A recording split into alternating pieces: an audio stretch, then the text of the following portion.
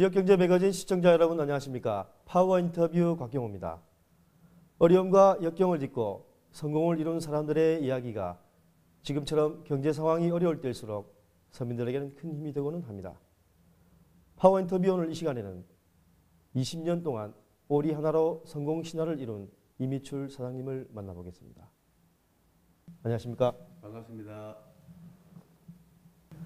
자수성가하신 분들은 되게 남들보다 어려운 시절을 딛고 성공을 거뒀다는 공통점을 갖고 있습니다. 사장님께서도 남들보다 아주 힘들게 어린 시절을 보내셨다고 들었는데 어떻습니까? 살기가 참 무척 힘들었습니다. 중학교를 제가 진영서 한일중학교를 졸업하고 70년도 제가 졸업을 하고 김해고등학교에 내가 한일중학교에서 마라톤을 제가 시작했습니다. 운동을 해가지고 마라톤 대회도 나가고 그래가지고 참 파란만장한 손실을 겪다가 김해고등학교 특기 장학식으로 제가 걸렸습니다. 그러니까 저희 부친이 인문계에 가면은 참 돈이 너무 많이 든다. 그래가지고 그 책을 부엌에 군불 때는데 이어보더라고요. 보따리책. 그래서 제가 가출 아닌 가출을 부산으로 상경을 했습니다. 상경해가지고 야간을 학교를 다니면서 주식회사 사마에 제가 입사를 하게 됐습니다. 그 사마에 입사해가지고 거기서 기술과 그 반장까지 하면서 엄청 힘들었습니다. 많이 힘들고 그때 좀 이제 직장 생활을 너무 또 열심히 하다 보니까 군대 제대를 안 하고도 그 조장이 되고 반장이 되었습니다. 그리고 거기서 참 신임을 우리 사람들한테 신임을 얻다 보니까 또 밑에 사람한테는 또 조금 더 뭐랄까 모함이랄까 그런 말을 받았어요. 그러다 보니까 참 본의 아니게 사고를 한번 치게 됐습니다. 주먹을 한번 잘 못 놀리다 보니까 사고를 치고 진영으로 다시 또 상경을 했습니다. 제가 상경해가지고 참 살아갈 길이 좀 막막해가지고 조그마한 농장을 텃밭에 그 할아버지 사시던 텃밭에 제가 마라톤하고 한 받은 장학금으로 조그마하게 마련한 가솔량이 있었습니다. 그 텃밭에서 오리와 닭, 염소 사육을 조금 해가지고 노점 시장에 내다 팔고 참 오토바이를 처음에 하게 샀습니다. 오토바이를 사가지고 몇 년 정도 없이 오토바이를 하나 사가지고 참 겁없이 이래 시장을 내다 팔고 하고 하다 보니까 주위의 사람 도움으로 가든에 이제 납품을 조금씩 하게 되었습니다. 조금씩 모아서 또 버려난 그 돈을 저축을 하고 해가지고 트럭을 한 대 구입하게 됐어요. 트럭을 한 대 구입해가지고 참 경남에서 진짜 큰 상인이 되어야 되겠다는 그런 자신감을 가지고 그래서 참 경남에 있는 염소나 흑염소 이런 걸 다 수집을 해서 서울 모란시장까지 참 제가 도매시장에 내다 팔고 이래 많이 했습니다. 하고 그런 시절을 겪다 보니까 이제 많이 노하고 사육을 해서 그래서 이제 나도 이제 가든을 한번 다음에 한번 해봐야 되겠다는 그런 마음을 가지고 이래 참 성년을 하다가 어느 날 갑자기 이제 한 10몇 년을 하다가 보니까 이제 어머님 아버님 돌아가시고 제가 이제 동생들하고 같이 참 이래 살아야겠다 저는 포부를 가지고 열심히 앞만 보고 살아왔습니다. 현재의 자리에 위치를 잡으신 지 이제 올해 꼭 20년이 지났는데요. 이곳에 음식점을 내시게 된 특별한 이유 같은 게 있습니까? 예, 여기 지금 대사면 인근에 제가 태어난 곳입니다. 태어난 곳이기 때문에 저희 농장이 거창에도 있고 그 당시에는 다 키우는 농장이 오래 키우는 농장이 거창에 있습니다. 이곳을 지나도 여기 옛날에는 그 시절에는 뒤에 우리 가든 인근에 지금 주유소가 있었습니다. 주유소가 있었고 여기 기름을 넣고 하다 보니까 항상 이 소식을 접해 듣고 우리 가든 지금 현 자리 위치 앞에 고래가든이라는 가든이 있었습니다. 그게 주 2, 3회 정도 납품을 하다 보니까 닭을 키워서 닭백숙집이라는 고래가든이라는 음식점이 있었습니다. 납품을 주로 하다 보니까 가든에 납품이 참 닭이 많이 들어가고 그래서 나도 이 주위에 쳐야 되겠다는 그런 각오를 가지고 보니까 그때 당시에는 이 장충갈비 보신탕이라는 업소가 한 두 번, 두세 번 문을 닫아서 집이 가게가 비어 있었습니다. 그래서 가게 들어가서 주인을 만나서 의논을 해보니까 전세를 내놨다 이런 말을 듣고 주인하고 타지를 했습니다. 타지를 하니까 그때 당시 조그맣게 모아놓은 그 돈으로는 엄두도 못 낼 정도고 그래서 참 여동생이 그 적금연 통장을 털어서 가게를 참 얻게 됐습니다. 얻게 돼가지고 참 전시에 얼마 걸고 달세를 주면서 처음 사업을 시작을 되었습니다.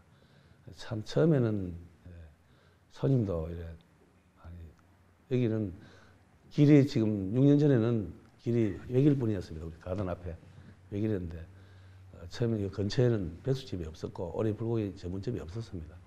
그때는 굉장히 손님들도 많이 오시고 참 거기서 자신감을 가지고 앞으로 진짜 여기서 내 자리를 찾는구나. 여기서 내가 끝까지 이 길을 걸어야 되겠다는 이 외식 산업을 내가 걸어가야 되는 그런 포부를 가지고 열심히 지금까지 일을 해오고 있습니다. 처음부터 장사가 잘 되고 뭐 그렇지는 않았을 텐데 지금까지 그 사업을 하시면서 가장 어려웠던 점들이 있다면 어떤 것들이 있습니까? 처음에는 굉장히 힘들었습니다. 힘들고 손님 한 분 한 분 찾아오시는 손님한테 오리가 질기다니 토끼가 질기다니 이런 소리를 많이 들었습니다. 닭도 질기고 뭐 그런 소리도 듣고 내 나름대로 노하우를 가축을 지금까지 28년 동안 저 사육을 해왔습니다. 사육을 해오고 그러면서 손님들 참 사료를 먹이다가 사료가 없을 때는 선박이 풀 모든 풀도 뜯어 먹이고 질갱이 풀 토끼 먹이고 그리고 또 개구리 잡아다가 오리 삶아 먹이고 이렇게 해가지고 손님 고객들한테 맛있는 고기를 내놓기 위해서 제 나름대로 노력을 많이 해봤습니다. 해보고 고기가 질기서 못 먹겠다니 그리고 어떤 분들 또 옛날 초맛이 난다니 맛이 있다니 구수하고 맛있다니 이런 말을 참 많이 듣고 참 많이 했습니다. 그 모든 것을 종합해서 앞으로 열심히 내가 노력해가지고 참 가축을 먹여가지고 고객들한테 맛있는 가축을 참 식단을 마련해야 되겠다는 그런 포부를 많이 가지고 내 나름대로 연구를 참 많이 했습니다. 그렇다면 현재 장사가 굉장히 잘 되는 것 같은데 우리 전문점이 대박을 터뜨리게 된 특별한 이유 같은 게 있습니까? 예, 저희 업소 오리는 타 업소 오리보다는 좀 틀린 부분이 많습니다. 예, 오리 그 먹이에 우리 식이유황이라는 유황을 섞여서 먹여가지고 딴 업소 고기는 좀 질기다고 이런 소리를 많이 하시는데 우리 고객들 오시면 고기가 굉장히 담백하고 부드럽고 맛있다는 이런 소리를 많이 합니다. 하고 저도 뭐 이 유황오리를 전국에서 최초로 키웠다 해도 간이 아닙니다. 제가 자랑한 게 아니지만은 지금 잡고 하신 인산 김일훈 선생한테도 제가 납품을 하고 했습니다. 유황오리를 키워서 그러다 보니까 항상 이 유황오리에 대해서 연구를 하고 하다 보니까 지금 우리 오리고기는 보면은 비린내가 안 납니다. 첫째, 그 비린내가 안 나고 그 오리의 그 자체에서 고소하고 담백한 그런 맛이 많이 납니다. 하고 그 양념도 천연 조미료를 쓰기 때문에 일체 핵산 조미료를 안 쓰고 천연 조미료를 쓰기 때문에 타 업소하고는 비교가 안 될 정도로 맛이 뛰어납니다. 월등하고 뛰어납니다. 그럼 그 20년 동안 그 음식점이 대박을 터뜨리면서 돈도 많이 버셨을 텐데 제가 듣기로는 버신 돈 가운데 상당 금액을 좋은 일에 쓰신다고 들었습니다. 소개를 좀 해주실까요? 내가 없이 커왔고 없이 자랐고 없는 가정에 태어났고 그러다 보니까 어려운 사람을 항상 제가 많이 생각을 합니다. 우리 동네 주위 이웃 동네 어르신들 모시고 한 18년 동안을 제가 그렇습니다. 모욕을 해서 식사 대접을 해가지고 그거는 제가 항상 내가 바라는 일이고 그리고 제가 또 베풀어야 고객들한테 어르신들 존경해야 우리가 대접을 받고 그렇기 때문에 항상 나는 나이 많은 어르신들 공경을 합니다. 그런 데서 하고 이래 시행하고 있고 없는 학생 머리는 있어도 가정이 불우한 그런 학생 자금도 주고 싶고 지금도 그런 일을 해오고 있습니다만은 더욱더 어려운 이웃들과 같이 도와가면서 이렇게 살아가고 싶은 그런 제 포부입니다. 포부고 항상 오늘 경제가 어렵다 보니까 어려운 사람 이웃이 많다입니다. 많은데 그 이웃과 같이 소생할 수 있는 그런 길을 마련하려고 저도 항상 노력하고 있습니다. 현재 경제 위기로 많은 자영업을 하시는 분들이 어려움을 겪고 있는데요. 그분들에게 힘과 용기를 줄 수 있는 덕담 같은 게 있으면 한 말씀 해주시죠. 우리 예식인들이 앞으로 소생할 수 있는 길은 우리가 물론 노력은 하는 따라 틀리겠지만 노력을 해야 됩니다. 자긍심도 가져야 되고 노력을 해야 되겠지만 정부에서도 이 어려운 시절을 좀 잘 타개할 수 있도록 좀 협조도 해주고 대출도 좀 저렴한 좀 이자가 흐르는 그런 대출도 좀 해주시고 참 이러한 그런 바람입니다. 저는. 오늘 소개해드린 이미출 사장님의 이야기가 주변에서 흔히 접할 수 있는 성공 스토리라고 보신 분들도 계실 것입니다. 하지만 오늘의 성공이 있기까지 과정을 잊지 않고 힘든 사람들에게 용기와 희망을 줄 수 있는 성공 스토리는 결코 흔하지 않다는 사실만큼은 분명해 보입니다. 지역경제 매거진 곽경호 기자의 파워 인터뷰, 오늘 순서는 여기까지입니다. 고맙습니다.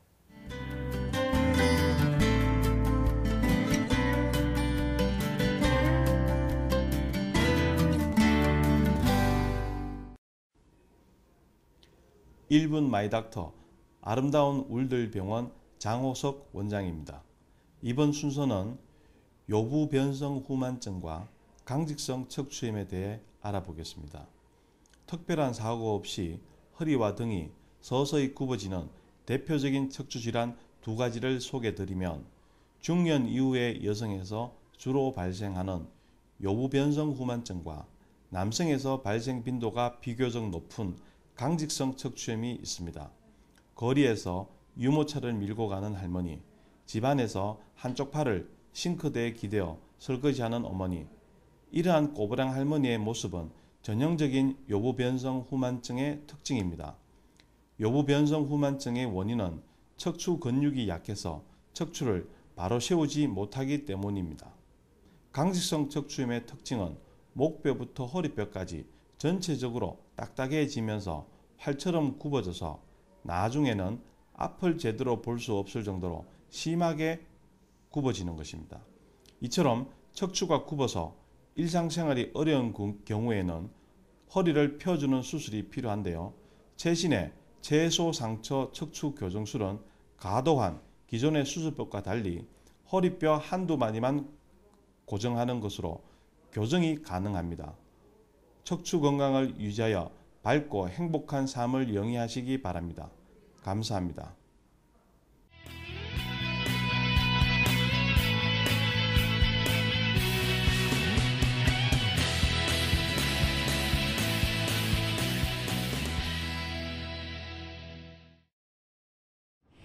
지난해 울산 남구 장생포가 국내 유일의 고래문화특구로 지정됐습니다.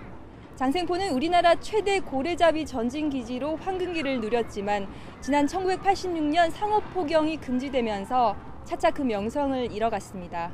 그럼에도 불구하고 장생포 곳곳에는 아직 고래가 살아 숨쉬고 있습니다. 현장 생활 속으로 오늘 이 시간에는 우리나라 고래의 대명사인 장생포를 찾았습니다. 천혜의 부두 장생포항.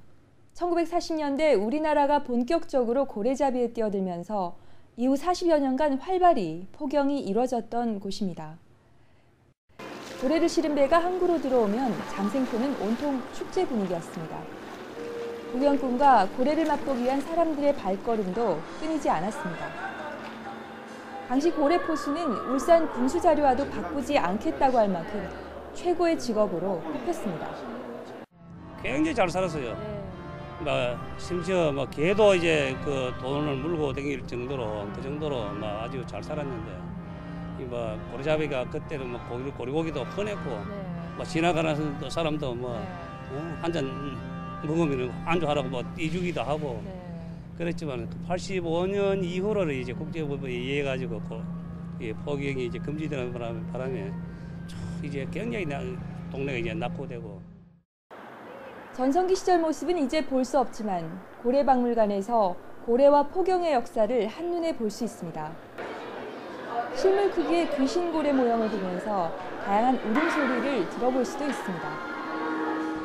1층에는 어린이 체험관이 있고 2층에는 포경 역사관, 또 세계 역사관, 3층에는 우리 장생포 고래박물관의 유일한 자랑스러운 귀신고래관이 있습니다.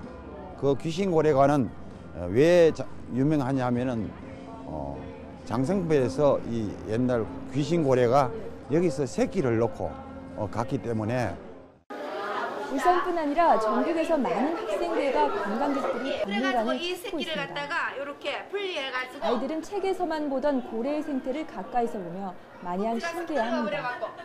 육안으로 봐서는 암수 구분이 외국인들도 장생포의 옛 모습과 포경선들을 둘러보며 즐거워합니다. The Whale Museum seems very impressive and it has lots of very interesting exhibits, and we're very pleased to bring our students here from Busan to learn about the history of whaling in this area. 박물관 앞 야외 전시장에는 우리나라 마지막 포경선인 진양 2호가 복원 전시돼 있습니다.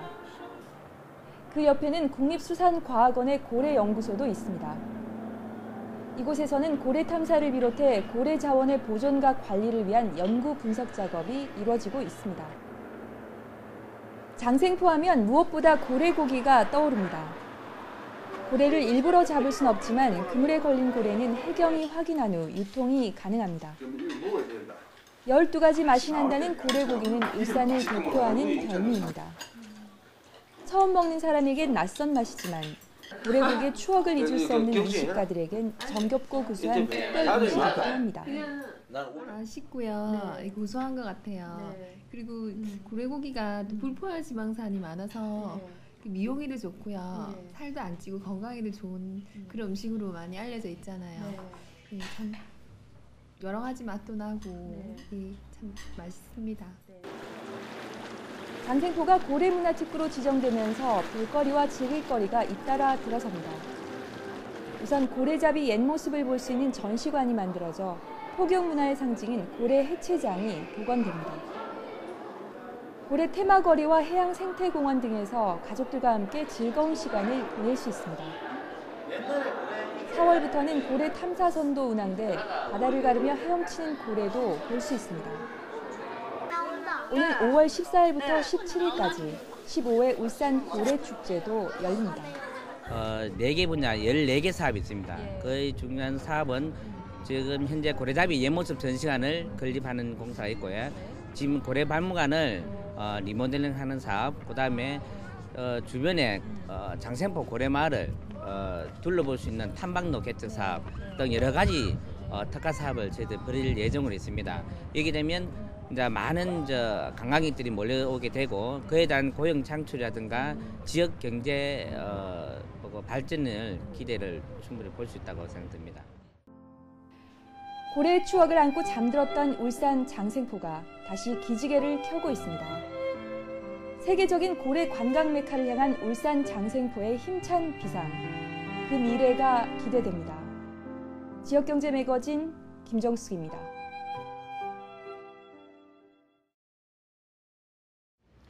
현대자동차의 노사 상승은 결코 이루어질 수 없는 것일까? 시청자 여러분들은 지난 20년 동안 해마다 노사 분규를 겪어온 현대자동차를 어떻게 생각하십니까? 글로벌 경제 위기로 심각한 경영 위기에 직면한 현대자동차가 연초부터 노조의 파업 준비로 심각한 수렁 속에 빠지고 있습니다. 국민기업으로 성장한 현대자동차의 노사관계의 현주소를 짚어보겠습니다. 현대자동차 노조가 자동차 업계의 극심한 불황에도 아랑곳하지 않고 조만간 파업에 돌입할 예정입니다. 주간 연속 2교대의 시행을 회사 측이 미룬다는 것이 파업의 이유입니다. 주간 연속 2교대제는 기존의 주간 10시간, 야간 10시간의 근무 체제를 주간 8시간, 야간 9시간으로 변경하는 것이지만 임금은 종전의 10시간 근무로 인정해 받겠다는 것입니다. 현대차 노사는 지난해 주간 연속 2교대의 시범 실시에 합의했지만 올 들어 글로벌 경기 침체 여파로 임금 손실 보전 여부를 놓고 팽팽히 맞서왔습니다. 사측이 당초 합의한 임금 손실 없는 제도 시행은 현실적으로 어렵다는 입장을 밝힌 반면 노조는 당초 합의를 이행하라는 것이 파업의 주된 이유입니다. 98년도 때처럼 임금을 동결하거나 임금을 삭감하거나 성과금도 반납하고 무급이식까지 제한했던 적이 있습니다. 그런 신뢰를 저버리고 회사 측에 일방적으로 정리액을 함으로써 오히려 조합원들에게 불신만 키워왔던 결과를 초래했습니다. 이번을 계기로 정말 위기라고 판단하면 노사가 지혜를 모아서 위기를 극복해 나갈 수 있도록 신뢰를 전제로 위기 극복 방안을 같이 고민하고 모색해야 하는 것이라고 판단합니다. 현대차 노조가 연초부터 노조 이기주의를 앞세워 또다시 파업 수순에 돌입함으로써 사측의 위기 극복 경영은 난관에 부딪히고 있습니다. 특히 조합원과 지역사회 등으로부터 거센 비판이 제기되고 있습니다. 지난주 초 노조의 파업 결의 이후 노조는 홈페이지 자유 게시판을 사실상 봉쇄했습니다. 집행부의 파업 결의 강행을 비판하는 조합원들의 글들이 수없이 올라오고 있기 때문입니다. 하지만 현장 재조직들이 운영하는 홈페이지에는 하루에도 수백 건씩 파업을 비판하거나 반대하는 조합원들의 의견들로 도배를 하고 있습니다. 시민들도 현대차 노조의 파업 결정에 어이없어 하는 반응입니다. 정말 이 어려운 시기에 현대자동차 노동조합이 권리를 주장하면서 파업을 하려고 하는데요. 민투위나 민노위에서 올라오는 파업을 반대하는 수십 건의 의견들도 한번 참조했으면 좋겠다는 생각을 합니다. 그리고 서로 조금씩만 양보를 한다면 되지 않을까 생각을 하고요. 그리고 힘든 시기에 노사 협의 잘 돼서 좋은 성과가 이루어지기를 울산의 시민의 한 사람으로. 저는 이에 앞서 각 공장 간 물량 조정 문제가 올 들어 최대 현안으로 떠오르고 있지만 노조 측은 급여 체계 개선이 우선이라며 맞서고 있는 상황이 빚어지고 있습니다. 현대차는 지난해 말부터 중대형차와 SUV 차량의 판매가 크게 줄어 해당 차량들을 생산하는 울산 2공장과 아산 공장의 경우 가동 시간을 줄이거나 아예 일주일과 보름씩 가동 중단을 반복하고 있습니다. 하지만 아이서-T와 아반떼를 생산하는 울산 3공장은 밤낮으로 공장을 가동해도 물량을 못 맞출 정도로 생산 물량이 밀리고 있습니다. 노조는 그러나 같은 노조원이라도 다른 공장으로 물량을 나눠주면 해당 공장 조합원의 잔업이나 특근 수당이 크게 줄어들게 되는 문제가 생긴다며 반대 입장을 고수하고 있습니다. 이러한 시기에 노조가 협의가 진행 중인 주간연속 2기도와 관련해서 재발생 기일을 하겠다는 것은 시장의 흐름에 역행하는 것으로서 즉시 철회되어야 합니다. 그 어떤 제도도 기업의 생존보다 우선할 수 없으며 지금은 노사 공존을 위해 서로 지혜를 모아가야 할 때입니다. 글로벌 경제 위기 속에 현대자동차가 노조의 이기주의를 딛고 소형차 전문 메이커로 재도약할 수 있을지 관심이 집중되고 있습니다. 지역경제 매거진 박경호입니다.